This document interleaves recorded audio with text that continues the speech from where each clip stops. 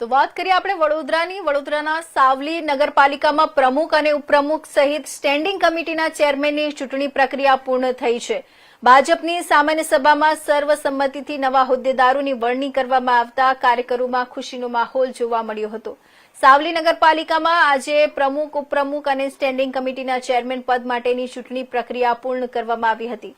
ભાજપની સામાન્ય સભામાં ચર્ચા બાદ તમામ નામો પર સહમતિ સાધવામાં આવી હતી, જેમાં મોનાલીબેન શાહને પ્રમુખ તરીકે અને ગીતાબેન સિસોદિયાને ઉપપ્રમુખ તરીકે સત્તાવાર રીતે વરણી કરવામાં આવી હતી, જ્યારે સ્ટેન્ડિંગ કમિટીના ચેરમેન તરીકે ભદ્રેશ પાઠકની પસંદગી કરવામાં આવી હતી।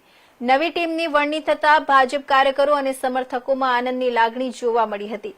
હોદ્દેદારોને ફૂલહાર પહેરાવી શુભેચ્છાઓ પાઠવવામાં આવી હતી। નવનિયુક્ત ટીમે સાવલી શહેરના વિકાસ કાર્યોને વધુ ગતિ આપવાનો વિશ્વાસ વ્યક્ત કર્યો હતો, સાથે જ નાગરિકોને વધુ સારી સુવિધા ઉપલબ્ધ કરાવવા પ્રતિબદ્ધતા દર્શાવી હતી। સાવલી નગરપાલિકામાં પ્રમુખ પદે મારી વરણી થયેલ છે।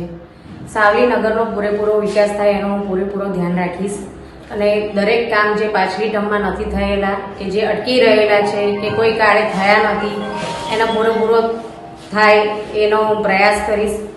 અને આ પદે મને ચૂંટવા માટે સાવલીના ધારાસભ્ય શ્રી માનનીય શ્રી કેતન ઇનામદારભાઈ અને ભારતીય જનતા પાર્ટી પક્ષનો હું ખૂબ ખૂબ આભાર વ્યક્ત કરું છું। ઘણા દાવેદારો હતા, પટેલ મામી પણ કામ કરતી હતી, છતાં પણ તમને પ્રમુખ પદ મળવામાં આવ્યું, કેવું ફીલ કરો છો?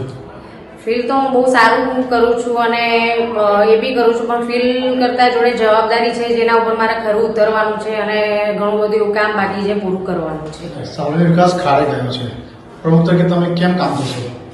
પ્રમુખ પદે જે બી બાકી રહ્યું છે કહ્યું છે કે જે બી બાકી રહ્યું છે પૂરેપૂરો પૂર્ણ થાય એનો પ્રયાસ કરીશું। આપનું નામ? ડૉક્ટર મોનાલી પ્રણવ કુમાર શાહ।